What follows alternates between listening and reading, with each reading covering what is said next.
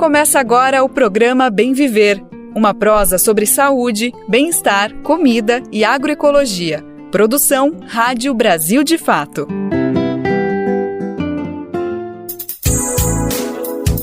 E finalmente ela chegou para a alegria geral da nação. Hoje é sexta-feira, dia 27 de outubro de 2023. Bora sextar junto no Bem Viver que está começando, chegando. Eu sou o Lucas Weber e sigo com você pela próxima 1 hora. Estamos chegando com muita informação e prestação de serviço. A pauta, como a gente conhece, vem recheada de questões sobre o meio ambiente, política, cultura e muito mais. Bora então saber quais são os destaques do programa de hoje para todo mundo sextar na alegria e na paz. Reforma tributária propõe 2 tipos de cesta básica e cashback, vamos entender o que é isso, em tributos sobre alimento.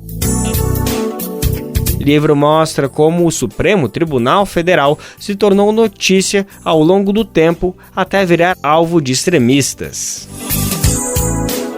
Pesquisa detalha como a proteção de florestas é decisiva para evitar extinção de espécies e aves. Diretora Lopoliti fala sobre o filme Meu Nome é Gal, a carreira e a retomada do cinema brasileiro. Esses são alguns, mas são vários os destaques do programa de hoje. Bora lá, que o programa de hoje está só começando. Bom, antes de falar sobre todas essas notícias, é sempre bom lembrar que o horário do nosso programa é de segunda a sexta-feira, a partir das 11 horas da manhã, pelo rádio e também pelas principais plataformas de podcast, na aba rádio, por meio das rádios parceiras também. O Bem Viver é transmitido na Rádio Brasil Atual, 98,9 FM na Grande São Paulo, e também pela internet na nossa rádio web, no site radiobrasildefato.com.br, mas também dá para ouvir no seu tempo, no seu jeito, a hora que você quiser. É só acessar o site do Brasil de Fato, ou buscar o programa nas principais plataformas de podcast, além da rede de rádios parceiras que retransmitem o programa em todo o país. A lista completa está lá disponível no nosso site. São mais de 100 emissoras fazendo a retransmissão, então se você quiser entrar junto com a gente nessa, botar a voz do Bem Ver para repercutir aí na sua cidade, na sua região, onde você estiver, tá mais do que convidado, mais do que convidada. Vai em radiobrasildefato.com.br e clica em como ser uma rádio parceira, que tem o caminho, o tutorial para entrar com a gente nessa. Brasil de Fato, 20 anos. Apoie e lute.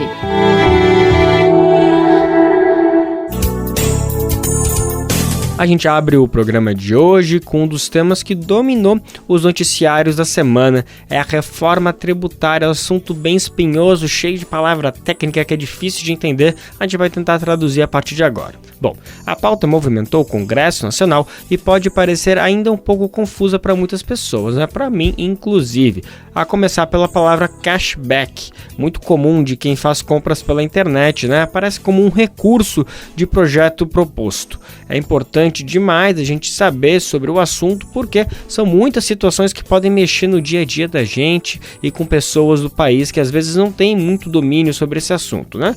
A questão da alimentação, por exemplo, é uma das pautas diretamente envolvidas na reforma tributária. A ideia do projeto é criar benefícios para diferentes tipos de cestas básicas utilizadas no país, isso de acordo com a classe social. Mas esse debate ainda precisa ficar mais nítido em alguns pontos quando pensamos, por exemplo, na comida saudável para combater a fome no Brasil. Será que todo e qualquer produto deve ganhar o benefício fiscal no Brasil? Vale pensar sobre o assunto e refletir junto com a matéria que a gente vai trazer agora. Isso porque o nosso repórter Vinícius Konchinski preparou uma reportagem que vai ajudar a entender o que está em jogo com as propostas da reforma tributária. Vamos conferir agora a matéria produzida pelo repórter. A reforma tributária dos impostos sobre consumo deve criar benefícios tributários para 2 tipos de cestas básicas no país. A primeira, menos diversa e mais essencial, seria completamente isenta. Já a segunda, mais numerosa e flexível, teria a taxação reduzida, a qual poderia ser completamente devolvida a consumidores de baixa renda via cashback. A ideia foi apresentada nesta semana pelo senador Eduardo Braga, do MDB do Pará. Braga é relator da reforma tributária no Senado. Incluiu em seu parecer artigos que prevêem a criação das 2 cestas básicas e da tributação diferenciada para cada uma delas. O parecer de Braga deve ser votado na Comissão de Constituição e Justiça, CCJ, do Senado, no dia 7. O presidente da Casa, Rodrigo Pacheco, quer votar a reforma no plenário até o final de novembro. O governo do presidente Luiz Inácio Lula da Silva indicou que a reforma tributária é a prioridade de sua agenda econômica para este ano.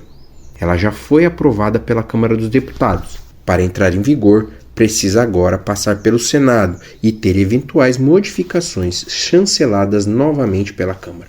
A ideia de isentar todos os produtos da cesta básica já havia sido aprovada pela Câmara. Braga acrescentou regras para essa isenção, pois, nas palavras dele, havia uma mobilização de empresários para incluir até 3.000 itens na cesta. De acordo com o parlamentar, a lista incluiria caviar e salmão, por exemplo. O senador mudou o texto da reforma para que a cesta básica isenta tenha um número restrito de itens, considerados essenciais para o combate à fome. O texto de Braga prevê diferenciações regionais da cesta básica. Prevê também que a lista dos itens isentos seja definida por lei complementar. A criação da lei complementar da cesta básica, aliás, já estava prevista na proposta da Câmara. A novidade no texto de Braga é a criação de uma espécie de cesta básica estendida. Essa cesta teria mais itens, talvez até os 3.000 citados por ele. Todos esses itens teriam uma tributação reduzida, 60% mais baixa que a normal. Além disso, todo o tributo pago na compra deles poderia ser devolvido aos mais pobres em forma de cashback. Esse é um tipo de restituição de impostos pagos. A reforma tributária prevê a devolução de tributos pagos por pessoas de baixa renda, de certa forma para amenizar a carga de impostos sobre eles. Braga falou que, a princípio, pessoas inscritas no Cadastro Único de Programas Sociais do governo federal teriam direito a receber o cashback sobre a cesta básica estendida. A reforma tributária prevê uma alíquota geral de impostos de cerca de 30%. Com um desconto de 60% sobre esses 30%, Braga estima uma carga tributária de 10% de impostos sobre produtos da cesta básica estendida. Os itens desta cesta básica também seriam definidos por uma lei complementar a ser aprovada no Congresso. Você vai ter a cesta básica com 30, 40, 50 itens para o combate à fome e para atender a demanda social, e essa tem alíquota zero, tá certo? E você vai ter uma cesta básica estendida com uma alíquota de 10% com cashback. Alan Tigel, membro da Coordenação Permanente contra Agrotóxicos, disse que a proposta de Braga reforça a importância dos debates sobre as leis complementares sobre a cesta básica após a reforma. Para ele, a isenção para produtos essenciais e nutritivos é positiva.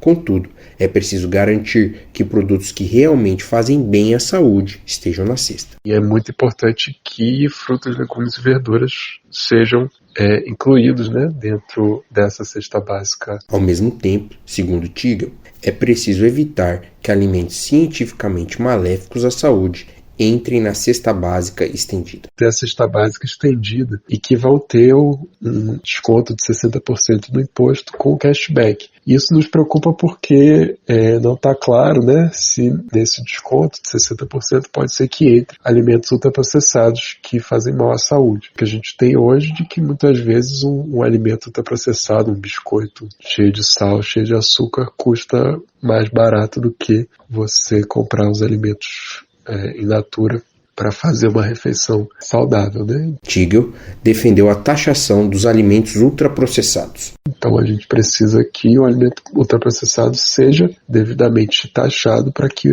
a gente consiga desincentivar o seu uso. A reforma tributária prevê mudanças principalmente em impostos sobre consumo. Ela substitui o IPI, PIS, COFINS, ICMS e ISS por uma CBS, Contribuição sobre Bens e Serviços, que será gerida pela União, e um IBS, Imposto sobre Bens e Serviços, gerido pelos estados e municípios. A reforma também prevê a criação de um fundo para compensar estados e municípios que percam parte de sua arrecadação durante o processo de transição para o novo sistema tributário. De Curitiba, para a Rádio Brasil de Fato, Vinícius Konchinski. Vale a gente lembrar aqui de mais uma questão que pode influenciar na produção de alimentos sem qualidade para a população.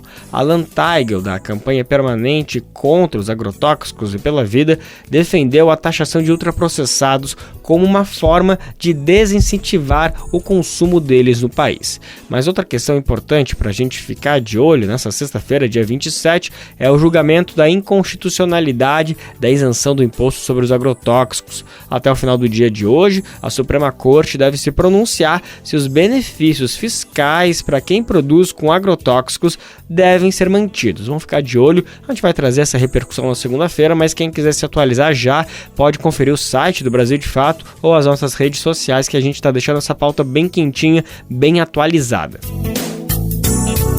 Para quem começou a acompanhar as notícias do país assim nos últimos 5, 6, 7 anos, está muito acostumado a ouvir falar sobre o STF, o Supremo Tribunal Federal, mas sabe, nem sempre foi assim. O STF vivia fora dos holofotes, na sombra das coberturas midiáticas, tempos atrás. Isso é o que aponta a jornalista e pesquisadora Graziele Albuquerque. Ela é autora do livro Da Lei aos Desejos, o agendamento estratégico do STF.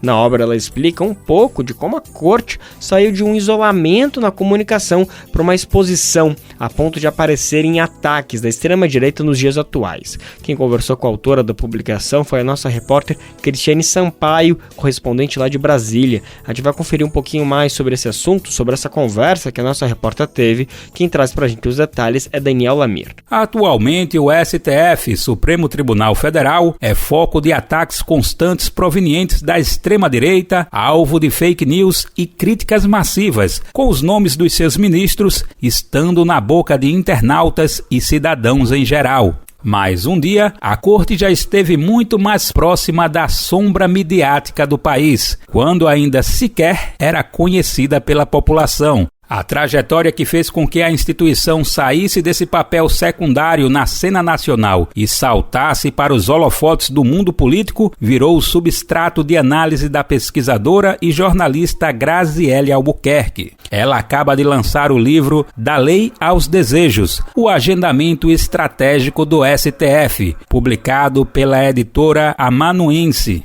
A obra resulta da tese de doutorado produzida na Universidade Estadual de Campinas e aborda pontos de relevo da vida nacional ao longo de mais de 15 anos da chamada Nova República, período que sucedeu à ditadura militar. O livro mostra como e por quais meandros o Supremo passou a figurar em destaque no cotidiano político do país, até se tornar destino frequente das investidas de grupos extremistas. A análise da autora se fixa no recorte temporal que vai especificamente de 1988 a 2004. Tais marcos representam, respectivamente, a data de promulgação da Constituição Federal e a reforma do Judiciário, esta última instituída por uma emenda constitucional. A medida inaugurou diversas mudanças na organização da justiça brasileira e buscou imprimir maior agilidade aos trabalhos. Mas a obra lança luz ainda sobre outros acontecimentos posteriores que ajudaram a atrair os holofotes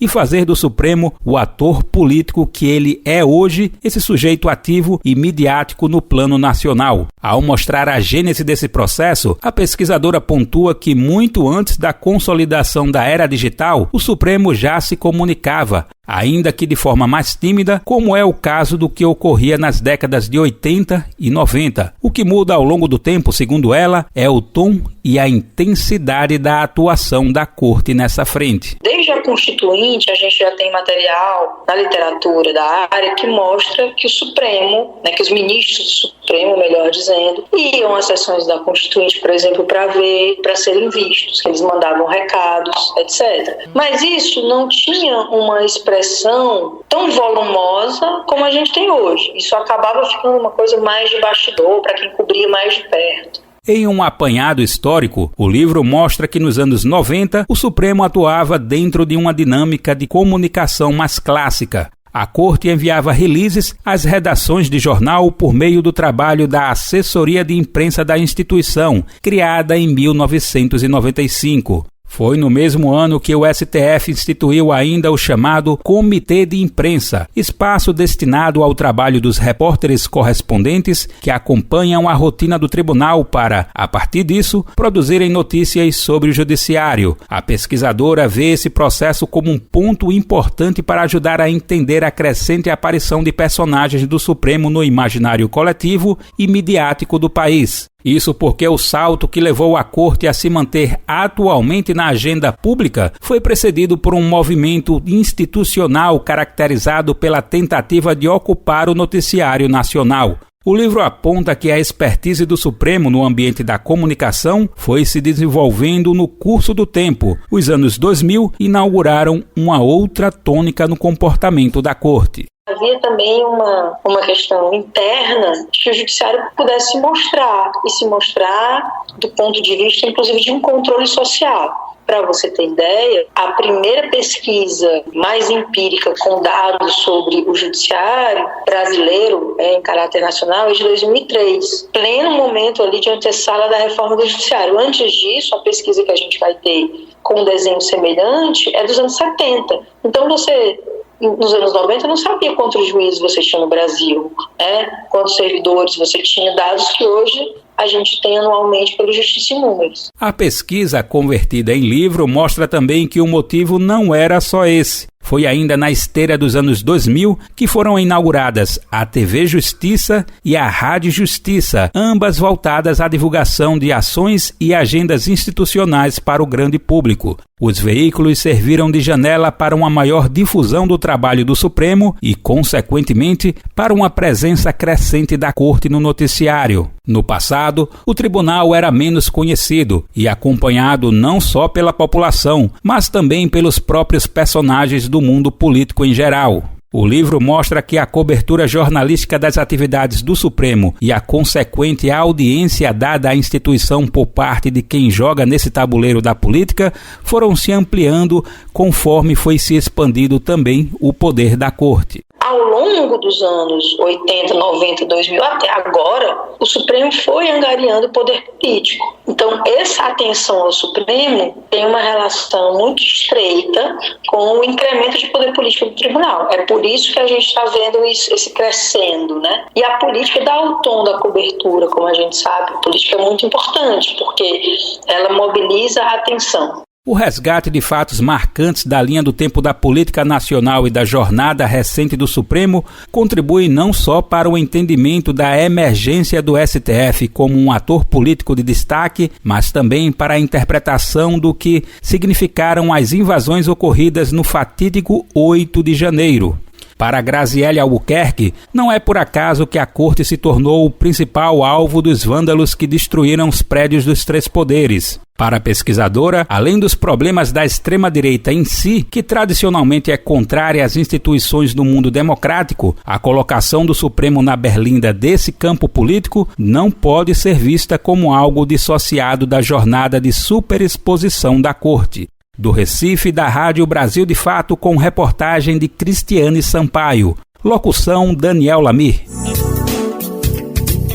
Para quem ficou com vontade de acompanhar um pouquinho mais sobre o assunto, uma dica é conferir a versão online dessa matéria. Em um trecho, a autora cita, por exemplo, o que muitas pessoas comparam o 8 de janeiro em Brasília com o que ocorreu no Capitólio, lá nos Estados Unidos. Mas ela lembra que, ao contrário do Brasil, nos Estados Unidos não invadiram a Suprema Corte. É um paralelo importante de se fazer, né? Essa seria, portanto, um ponto de destaque para a Graziele, destacando que quando o STF passou a ter uma voz deliberativa muito forte, as pessoas passaram a gostar ou não dele. Ficou curioso? Eu fiquei. Eu vou correr lá no brasildefato.com.br para conferir essa conversa completa. Você deve ter escutado algumas pessoas por aí falarem que os discursos de ódio contra a democracia no país não é algo muito perigoso, né? Mas os atos do dia 8 de janeiro mostram apenas uma de muitas dimensões de por que os discursos não podem ser deixados de lado. Além da violência em palavras, em símbolos, essas são formas que sustentam diversas outras situações de violência. Uma analogia pode ser feita com as mulheres vítimas de discurso de ódio. Da mesma mesma forma, as palavras e símbolos estão lado a lado com diversas formas de violência e muitos casos que aparecem no nosso dia a dia. Bom, para coibir situações como essa, o Ministério das Mulheres lançou nessa semana o programa Brasil Sem Misoginia. A gente sabe e tem que destacar que, além do problema em si, o discurso de ódio faz parte de um contexto que não se separa do feminicídio. Portanto, o programa Brasil Sem Misoginia está de olho nas redes sociais da internet, que tem sido um espaço de muita postura que precisa ser combatida. Vamos saber mais detalhes? Quem vai contar pra gente é a repórter Eliane Gonçalves, da Rádio Agência Nacional. O Ministério das Mulheres lançou nesta quarta-feira o programa Brasil Sem Misoginia. A proposta é enfrentar o discurso de ódio, a violência e a discriminação contra as mulheres. Uma pesquisa das Nações Unidas feita em 80 países entre 2017 e 2022 mostrou que em todo o mundo, 90% das pessoas, independente do gênero, têm algum tipo de preconceito contra as mulheres. O Brasil não foge à regra e registra um índice de 85%. As redes sociais da internet têm sido terreno fértil para discursos misóginos. Segundo a SaferNet, Organização de Defesa dos Direitos Humanos em Ambiente Virtual, conteúdos de ódio e opressão contra as mulheres cresceram 251% no ano passado. Para a ministra das Mulheres, Cida Gonçalves, combater a misoginia é o primeiro passo para reduzir o feminicídio no Brasil. A misoginia é parte propulsora de todas as formas de violência contra as mulheres e das desigualdades de gênero. Tenho insistido que é preciso enfrentar a misoginia para prevenir os feminicídios. Eles começam com as piadas, com as brincadeiras, eles começam com o maltrato, a violência psicológica e a violência moral. O programa lançado nesta quarta-feira envolve mais de 100 instituições entre governos, sociedade civil, times de futebol, torcidas organizadas, universidades, grupos religiosos e empresas. Entre elas, grandes corporações como o Google e o Facebook, que assinaram um termo de adesão ao projeto. O lançamento contou com a presença da primeira-dama do Brasil, Janja Lula da Silva, que prometeu cobrar a exclusão de conteúdos misóginos das redes sociais. Eu sei muito bem o que eu tenho sofrido, né, nesses meses de governo, com os ataques na rede social, com a exposição do meu corpo, com fotos falsas, com agressões, com tudo isso. Então eu fico muito feliz que são duas mulheres que estão representando aqui a Google e o Facebook, e a gente vai cobrar de vocês para que esses ataques nas redes sociais sejam criminalizados e essas contas sejam excluídas. Segundo o Laboratório de Estudos de Feminicídios, entre janeiro e julho desse ano, o Brasil registrou 1.153 feminicídios, uma média de 3,8 mulheres assassinadas por dia pelo simples fato de serem mulheres. Da Rádio Nacional em São Paulo, Eliane Gonçalves. Não custa nada a gente lembrar que existe um número telefônico para denunciar situações que podem romper com os ciclos de violência contra as mulheres. O número é 180, 180, né? 180. Esse número pode ser ligado de qualquer lugar do país e a ligação é gratuita e sigilosa. Qual foi a última vez que você ajudou a salvar uma vida? Nájila Lima, do Hemocentro do Ceará, tem um recado para você. Todo dia é dia de doar sangue. E não espere você conhecer alguém para exercer esse gesto de solidariedade. Existem muitas Marias, José, que precisam de sangue. E a gente não precisa conhecer para ajudar a salvar, a reescrever a vida dessas pessoas. Tome uma atitude e salve vidas. Doe sangue. Uma parceria Rádio Senado.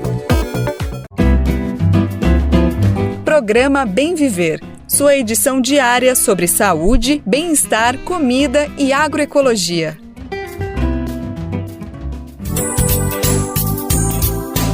O papo agora é sobre a proteção e prevenção das florestas e sua relação com as aves. De acordo com o Código Florestal, nas áreas da Mata Atlântica, as propriedades rurais precisam garantir pelo menos 20% do bioma preservado, mas o percentual é insuficiente, isso de acordo com o ornitólogo Paulo Ricardo Siqueira, que estudou em seu doutorado o programa de pós-graduação em Ecologia, Conservação e Manejo da Vida, isso na UFMG, Universidade Federal de Minas Gerais. A gente confere agora um pouquinho mais sobre essa pesquisa dele na reportagem da Rádio UFMG. Aqui tem ciência. Pesquisas da UFMG ao seu alcance.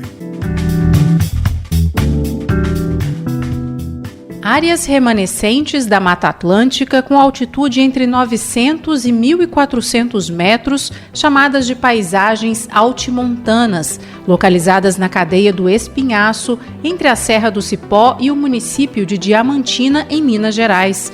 Este é o cenário de uma pesquisa que investigou a influência da cobertura florestal em comunidades de aves como o formigueiro assobiador, que você vai ouvir agora. Preste atenção.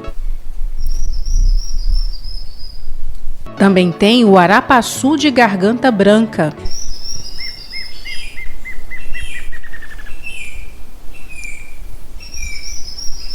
E a choquinha lisa.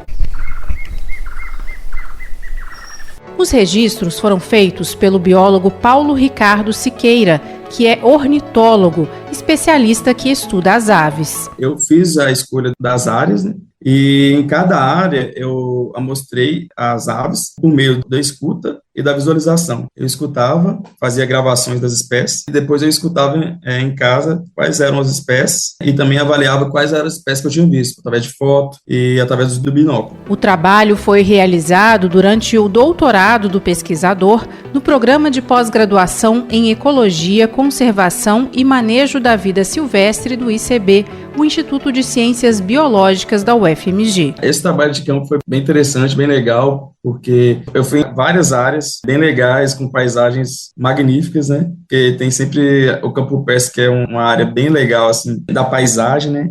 E eu decidi fazer isso porque eu via que essas florestas estão em bastante perigo por causa do fogo e por causa da criação de gado. Então eu queria ver como que diferentes tamanhos de floresta vão responder à biodiversidade, né? E também às funções que essa biodiversidade proporciona no ambiente. Quanto maior a floresta, maior a diversidade de espécies que habitam nela. O contrário também é verdadeiro.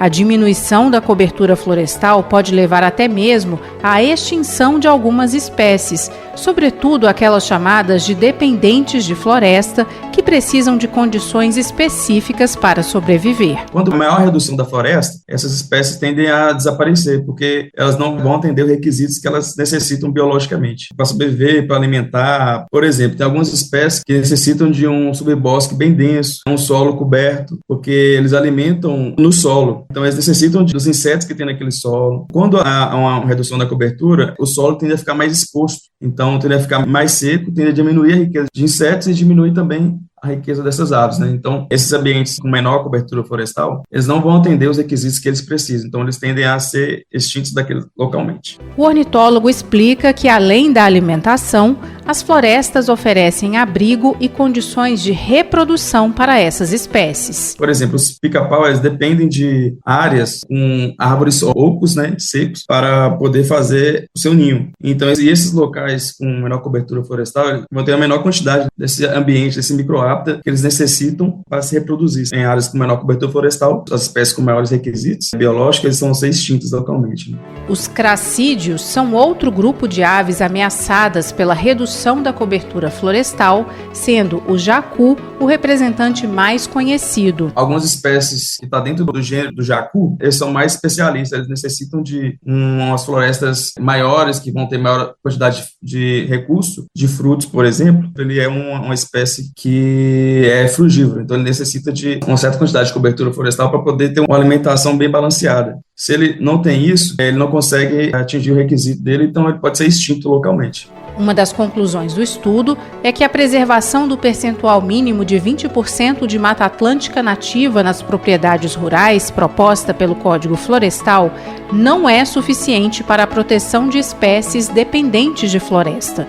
Paulo Ricardo acredita que a pesquisa pode ajudar a conscientizar as pessoas sobre a necessidade de preservação das florestas. E isso é importante para conscientizar a população, porque muitas pessoas não têm esse entendimento de como e quanto é um hábitat importante para tal grupo de espécies. E definir isso, especialmente para os dependentes de floresta, que são as espécies que têm maior requisito biológico, né, de uma área mais preservada, isso é muito importante. Eu acho que com isso a gente pode conseguir atingir uma maior conservação e proteção das espécies que são mais ameaçadas. O pesquisador também destaca a importância de compartilhar os resultados do trabalho com a sociedade. Nesse trabalho também a gente realizou algumas idas em escolas, né, para falar como a gente trabalha, o conhecimento que a gente adquiriu no nosso trabalho, né, isso foi muito importante também ter essa relação com o social, sabe, não só ficar no meio acadêmico, que eu acho que é muito importante para aumentar o alcance da nossa pesquisa. O trabalho foi orientado pelo professor Frederico de Siqueira Neves, do Departamento de Genética, Ecologia e Evolução do ICB, e contou com o financiamento do FUNBio, Fundo Brasileiro para a Diversidade, e da Fundação Ruford, que financia projetos de preservação da natureza com abrangência internacional. Durante o doutorado, o pesquisador também contou com bolsa da CAPES, a Comissão de Aperfeiçoamento de Pessoal de Nível Superior. Este foi o Aqui Tem Ciência, programa semanal sobre pesquisas realizadas na Universidade Federal de Minas Gerais. Exemplos de como a ciência é importante para a nossa vida. Este episódio teve produção e apresentação de Alessandra Ribeiro e trabalhos técnicos de Cláudio Zazá. O Aqui Tem Ciência também está na internet, em ufmg.br/rádio e nos aplicativos de podcast. Aqui Tem Ciência. Pesquisas da UFMG ao seu alcance. Uma produção do Núcleo de Jornalismo da Rádio UFMG Educativa. É muito bacana, né? Que a ciência seja respeitada e valorizada no dia a dia da gente. Além disso, vale a gente juntar também com outras formas de saberes que estão sempre defendendo a preservação, a prevenção e proteção das florestas. Com certeza, juntar uma ciência comprometida com o povo e com a vida, com os saberes dos povos originários, por exemplo, é um caminho para reverter a situação caótica em que está sendo desenhado para o nosso planeta. TikTok, jogos e chamadas entre amigos. Uma pesquisa publicada nessa semana apontou que crianças e adolescentes estão se conectando cada vez mais cedo com a internet. Pois é, né? A gente sabe que o uso das tecnologias pode ser uma aliada importante na construção do conhecimento e em outros fatores importantes para o desenvolvimento das crianças e dos adolescentes também. Mas obviamente que tudo precisa ter limite, né? Acompanhamento e combinação com outros processos importantes do nosso dia a dia, seja pela sociabilidade, pela experiência e por muitas outras coisas que não podem ser substituídas exclusivamente pela tecnologia e pela internet. Vale lembrar que o excesso de exposição das crianças e adolescentes ainda abre espaço para um contato com publicidade e conteúdos inadequados. Quem tem criança ou adolescente que usa celular, por exemplo, sabe bem o que a gente está trazendo aqui para o programa, né? Vez por outra, chega um pedido de compras que não tem nada a ver com as necessidades delas. Quando as pessoas responsáveis vão atrás do estímulo, logo descobrem que sempre existe uma brecha para anúncios indevidos em diversos espaços da internet. Vamos saber um pouquinho mais sobre essa situação e como a gente pode se precaver, como a gente pode fugir dessas roubadinhas? Quem vai contar pra gente é o repórter Nelson Lin, da Rádio Agência Nacional. Pesquisa mais recente da CETIC-BR, apresentada na manhã desta quarta-feira, mostra que crianças e adolescentes estão se conectando cada vez mais cedo à internet. Na pesquisa desse ano, 24% das crianças até 6 anos de idade já tiveram acesso à rede mundial de computadores. Em 2015, esse número era de 11%. No total, 95% das crianças de 9 a 17 anos acessam a internet, seja pelos celulares, tablets ou computadores pessoais. E esse acesso cada vez mais cedo ao mundo virtual por parte das crianças representa muitas oportunidades e riscos. A pesquisa identificou, por exemplo, que a proporção de jovens que têm procurado material sobre saúde na internet, como alimentação saudável, aumentou para 58% este ano, sendo que em 2021 era 43%. Foi maior também a busca por informações sobre como lidar com sentimentos e emoções. Este ano a proporção foi de 34% dos pesquisados, sendo que em 2021 era de 23%. Por outro lado, crianças e adolescentes têm ficado expostos à publicidade. 84% relataram ter ficado com vontade de comprar produtos após essa exposição. Lembrando que publicidade direcionada ao público infantil é proibida no país. Outro alerta presente na pesquisa é que 16% dos jovens entre 9 a 17 anos relataram ter recebido mensagens de cunho sexual. A consultora Kelly Angelini, que atua na conscientização do uso seguro e responsável da internet, relatou um caso de cooptação de menores para exploração sexual e falou que é necessário capacitar toda a comunidade escolar, além de pais e responsáveis, para saberem lidar com os riscos da exposição dos jovens na internet. Pediu para as crianças clicar no link e participar de um grupo de WhatsApp com ele. Muitas crianças fizeram isso. E uma dessas crianças, ao entrar nesse grupo, se deparou com um pedido desse adulto para que inserisse nesse grupo todos os contatos dos amigos que estavam cadastrados no celular. Esse grupo chegou a atingir 600 crianças. A partir desse momento, esse adulto passou a postar fotos e vídeos de pornografia e a fazer pedidos para essas crianças de cunho sexual. A mãe, desesperada, ao ver isso dias depois, ao olhar o celular dos pais, bate à porta da escola para falar: me ajuda. A pesquisa TIC Kids 2023 foi realizada com 2.700 crianças e adolescentes, além de 2.700 pais e responsáveis, e pode ser vista na íntegra no cetic.br. Da Rádio Nacional em São Paulo, Nelson Lim.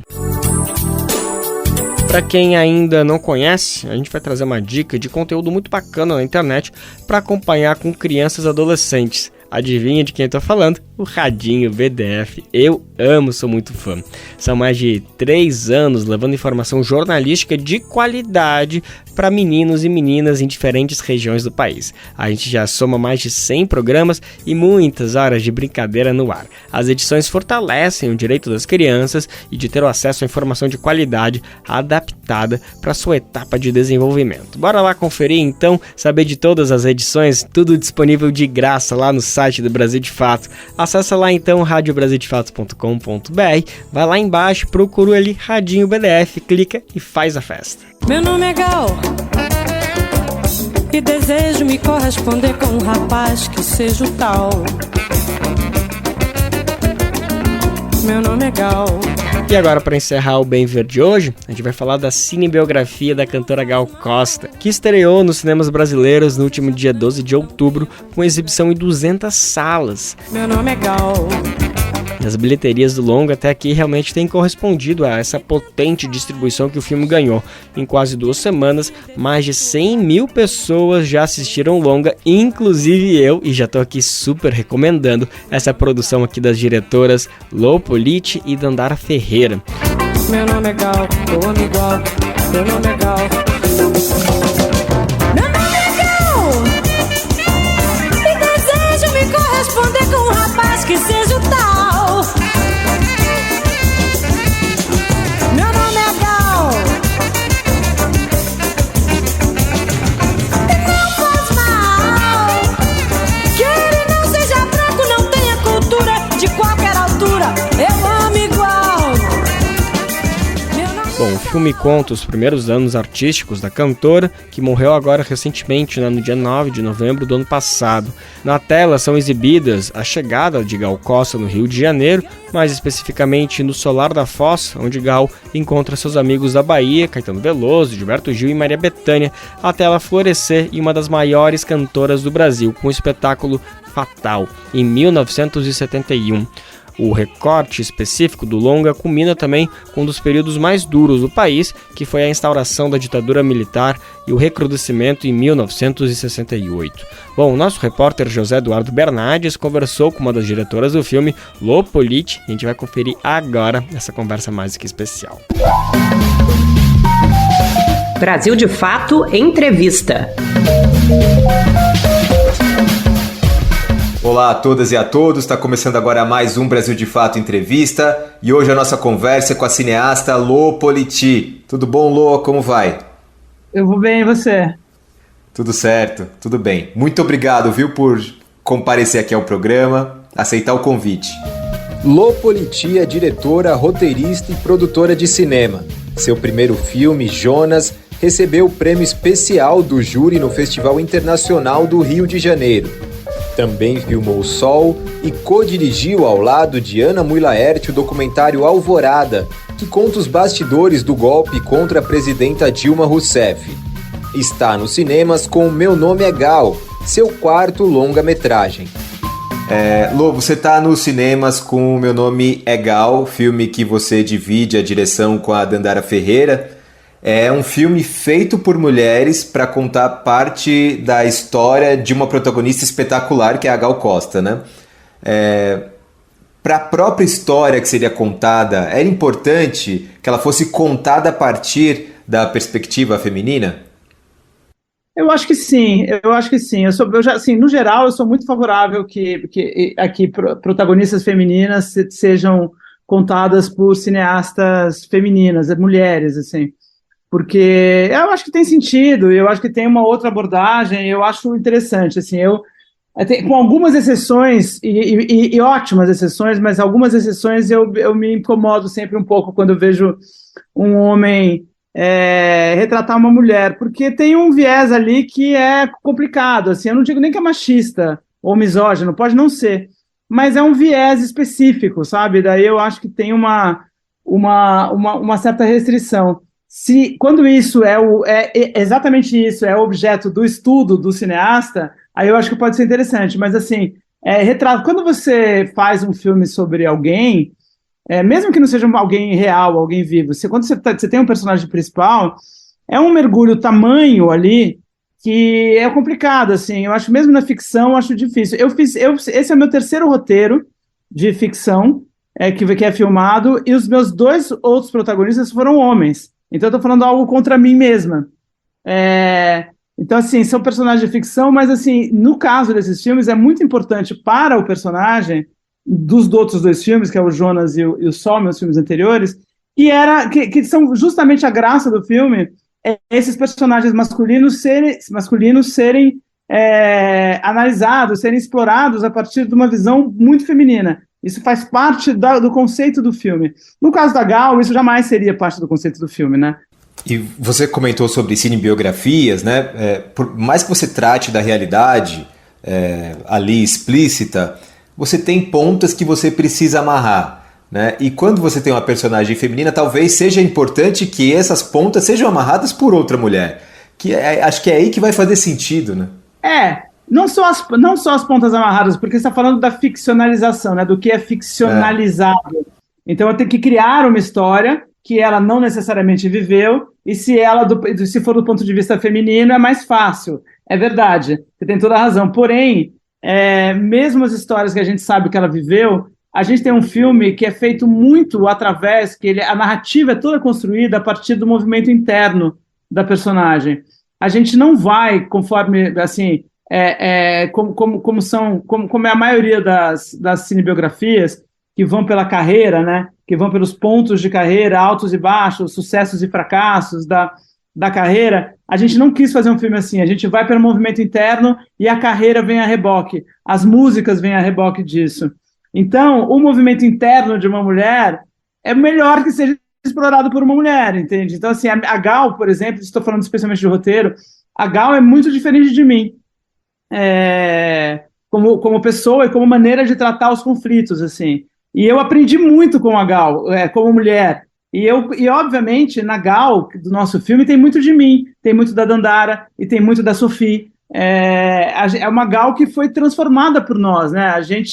Acho que o processo, tanto de roteiro quanto de atuação, tem uma coisa meio antropofágica, assim, que você come aquela personagem e vai, digere e fica com ela, e depois você volta com ela modificada dentro de você, entendeu?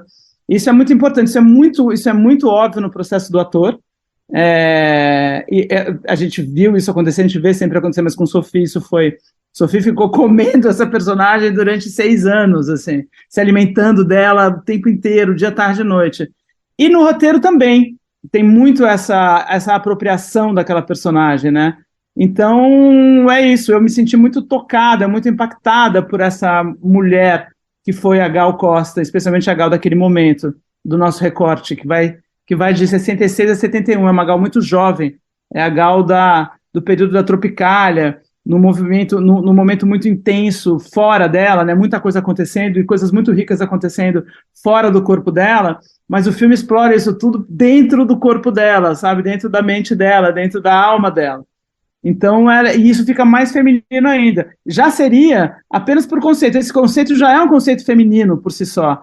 Então, ainda mais feito por mulheres, desenvolvido por mulheres, né? Aí acho que a gente conseguiu aprofundar bastante.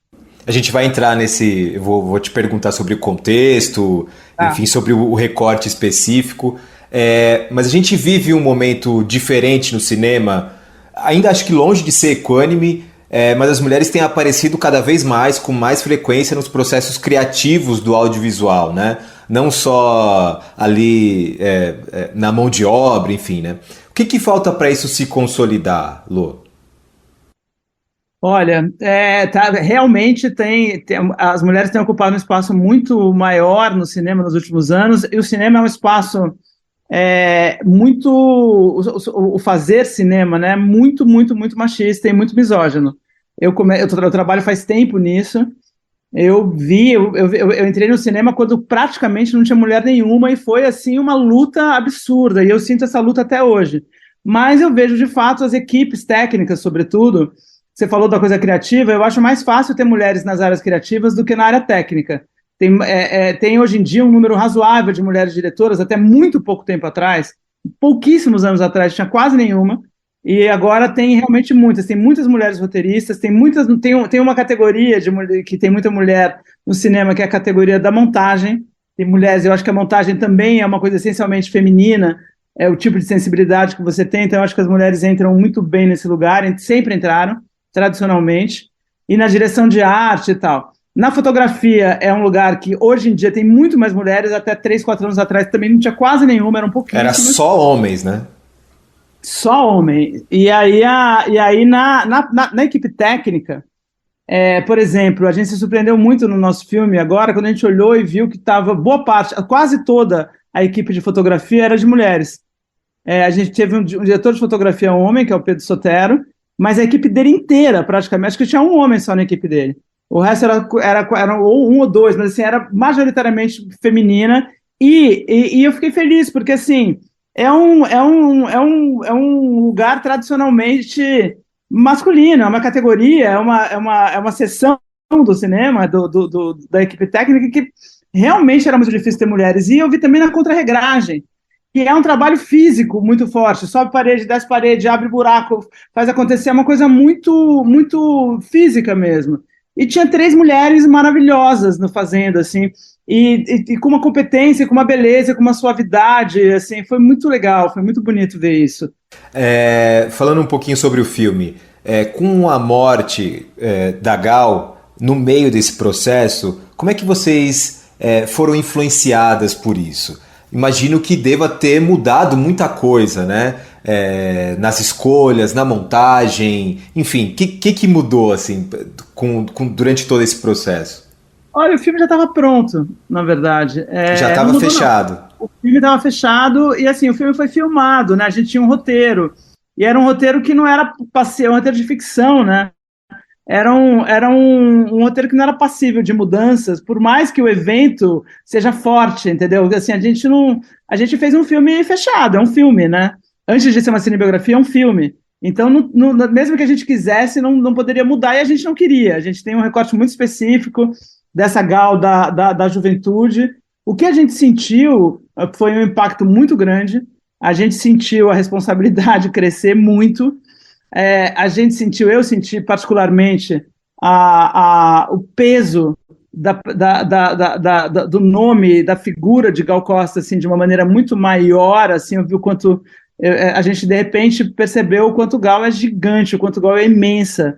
Já era, mas aí de repente ela virou um mito, né? Virou uma coisa realmente inalcançável quase, assim. Então a gente sentiu isso, a gente parou um pouco o filme, mas a gente já estava na finalização. A gente parou para entender o que a gente... para digerir, na verdade, porque a gente foi muito impactada por isso, óbvio, né? Então a gente sentiu falta depois de não de modificar o filme, mas de ter mais a Gal no filme, a Gal real, a Gal de verdade.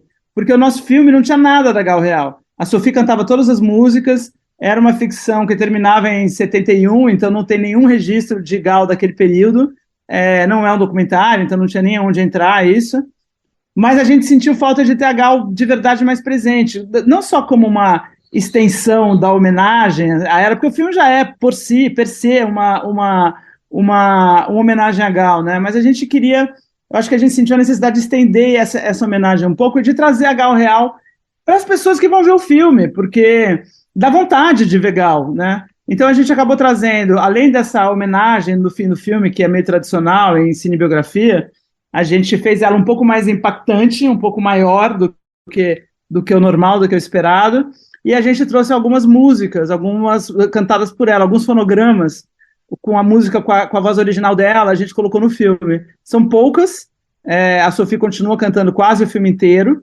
mas em 3 momentos muito específicos, de fonogramas muito conhecidos e com quem a gente já tem uma certa identificação emocional, a gente trouxe a voz da Gal. Eu gosto. Pronto.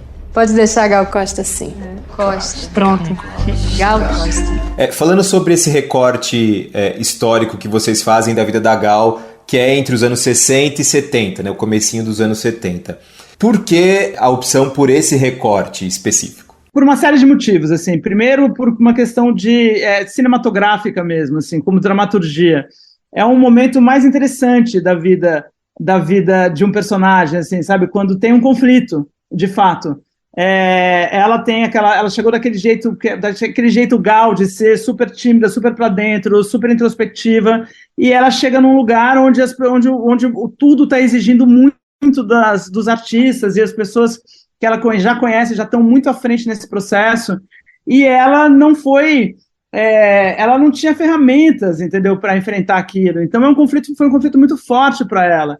E ainda mais, principalmente com a ditadura, que botou um medo neles e nela, sobretudo, assim. Então a gente, de fato, tinha um conflito claro, e uma coisa que ela precisava superar claramente. Se a gente fosse para o sucesso da Gal, que é para os anos 80 e tal, a gente sai desse lugar. No sucesso não tem nada de interessante. A gente queria... Tem o sucesso, tem a música, daí é melhor ver o documentário que a Dandara fez, que é brilhante, sabe? Que a gente queria cinema, né? E cinema tá no drama, não tem jeito, cinema bom tá no drama, no conflito, não precisa ser um conflito dramático, sempre um conflito dramático, mas não precisa ser o gênero drama, mas precisa ter um conflito dramático, precisa ter dramaturgia. Então esse é um dos motivos. O outro motivo é que esse período é muito interessante, né? Esse período é muito rico, o período da Tropicália, esteticamente, culturalmente, politicamente, comportamentalmente, é riquíssimo. Então a gente ter isso, e não dá nem para dizer que isso é um pano de fundo, mas ter isso incorporado no nosso filme, a gente mergulhar nesse universo com esse conflito da Gal, que existe por causa desse universo e contra o outro fantasma que tem ali, que também está incorporado no filme como um personagem, que é a ditadura, era muito interessante, é um caldo muito, muito, muito bom para a dramaturgia. E acho que tem uma coisa que eu senti vendo o filme, eu assisti a cabine em São Paulo, né? E eu fiquei surpreso de ver o Caetano Veloso, o Gilberto Gil, e, entre outros, né? Tem o Ali, tem Tom Zé, enfim, tem um monte de gente que estava por ali naquele período, e eles são retratados... E, óbvio, de maneira intensa, porque eles participaram da carreira da Gal, da história da Gal de maneira intensa, mas eles estão ali no filme, né, o tempo todo. É difícil levar 2 personagens com esse peso para as telas e, de alguma maneira, torná-los ali personagens secundários da trama? Como você falou, eles estão vivos ainda, né? Você está falando do Gil e do Caetano? Isso, principalmente, Sim, a gente é um frio na barriga, é uma loucura, né? Eu fiquei em pânico, eu estudei feito uma louca, assim, eu passei, e ainda mais eu tinha um negócio do roteiro, né? Então, foram anos de conceituação desse filme e um mergulho muito intenso em tudo que podia para não ser raso, justamente, entendeu? Então, assim, é uma responsa fenomenal. Agora, não tem como eles não estarem no filme, obviamente. E a gente lidou com certa naturalidade. A nossa sorte nesse sentido é que eles eram muito jovens nesse momento. Então eles são muito distantes desse Gil e desse Caetano que a gente vê agora, e a gente vê o tempo todo, porque eles estão muito, muito, muito ativos. A Bethânia também, a Gal também estava. Então, assim, eles estão naquele lugar, e aí cada ator, a gente não quis trabalhar, nem os atores queriam, nem a gente queria, trabalhar de uma forma mimética, trabalhar com mimes, entendeu? Porque a gente não queria que eles imitassem ninguém. De uma certa maneira, todos eles entraram nessa pesquisa muito profunda para cada um poder ter um estudo muito grande do seu personagem e trazer de volta o seu personagem com a sua visão, entendeu? Assim, a gente está falando da Gal, da Sophie, do Caetano, do Rodrigo, do Gil, do Dan, do Ali, do George. A gente está, óbvio que por exemplo, pro Luiz Lobianco, que fez o Guilherme Araújo, que era o empresário da Gal, e para Camila Márgila, que fez a Dedé, que é a mulher do Caetano e melhor amiga da Gal, era mais fácil, porque eles não tinham referência. A gente tem pouca... O do Lobianco, o do Guilherme tem referência, mas são muito poucas. Da Dedé tem quase nada de referência. Então eles puderam construir uma coisa muito mais livre. E eles são condutores no filme, né? Eles têm um peso tão grande quanto o Caetano e Gil no filme. E eu acho isso bonito, porque a gente não caiu nessa esparrela de pegar os famosos, os conhecidos, e fazer assim, não, a Dedé e o Guilherme têm o mesmo peso, praticamente, do Caetano e do Gil. O Ali e o Ali, o Tom Zé e o Rogério Duarte são menores por causa do recorte espacial do filme. Então, porque tem momentos que a gente está no Rio que não tem o Tom Zé, tem momentos que a gente está em São Paulo que não tem o Ali, enfim, mas os outros todo mundo muito presente, a gente está de fato falando de uma turma, né? Então cada um explorou muito do seu próprio, de dentro de si, e o trabalho em turma foi muito importante porque também cada um trouxe muita pesquisa sobre si, sobre o seu personagem e sobre os personagens dos outros, e trocou-se muito. Então, a gente viu isso acontecer de uma forma muito natural e orgânica. Então, assim, o Caetano do Rodrigo foi muito impactado pelo Gil do Dan, ou pelo Ali do George. A troca fez com que cada um ficasse de fato único.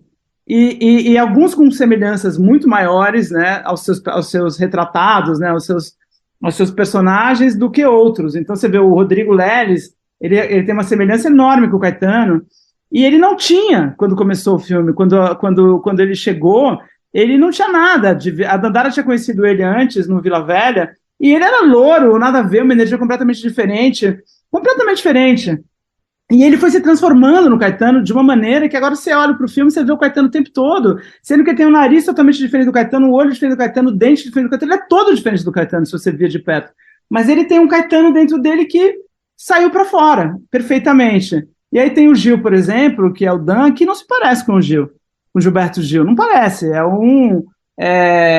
eles não têm uma semelhança física muito forte, mas o Dan, ele puxou ali um Gil de dentro dele, com o astral do Gil, com a vibe do Gil, com a energia do Gil, que ele entendeu um Gil que as pessoas nem sabem que existia, porque o Gil que está hoje, que a gente vê, é um Buda, quase, né? Assim, entidade, né? É uma entidade, exatamente, obrigado pela palavra. Aquele Gil daquele momento, com aquela energia, com aquela faca no dente, com não sei o quê, a gente nem tem essa referência. E o Gil foi lá e achou. E foi muito bonito ver esse processo, assim. Lô, muito obrigado por essa conversa, viu? Imagina, obrigado a você, te agradeço muito, foi muito legal. E a você que nos acompanhou até aqui também, muito obrigado. Na próxima semana voltamos com mais uma entrevista. Tchau, tchau.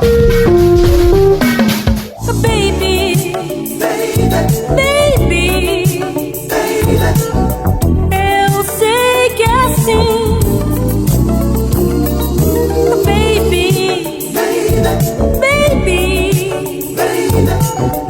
Eu sei que é assim. Você precisa tomar um sorvete na lanchonete. E com essa linda homenagem, a gente encerra o Bem Viver de hoje, cheio de alegria, vivendo e abusando desse poder que é Gal Costa, essa artista eterna. Bom, lembrando que o Bem Viver fica disponível sempre lá no nosso site, radiobrasildefato.com.br, e também dá para conferir a gente na Rádio Brasil Atual 98,9 FM, isso na Grande São Paulo. O programa vai ao ar em diversas rádios pelo país, e a lista completa de emissoras que retransmitem o programa você encontra no nosso site, na matéria de divulgação diária do programa. A gente aproveita para agradecer esses veículos por estarem com a gente. O Bem Ver também fica disponível como podcast no Spotify, Deezer, iTunes e Google Podcast. A apresentação deste programa foi de Lucas Weber e o roteiro é de Daniel Lamir, edição e produção de Daniel Lamir e Douglas Matos, trabalhos técnicos de André Parocha, Edson Oliveira, Lua Gattinoni e Emerson Ramos, coordenação de rádio e TV Muniz e Ravena, diretora de programas de áudio Camila Salmásio, direção executiva Nina Fidelis, apoio toda a equipe de jornalismo do Brasil de Fato. Você ouviu o programa Bem Viver, uma prosa sobre saúde, bem-estar, comida e agroecologia. Produção Rádio Brasil de Fato.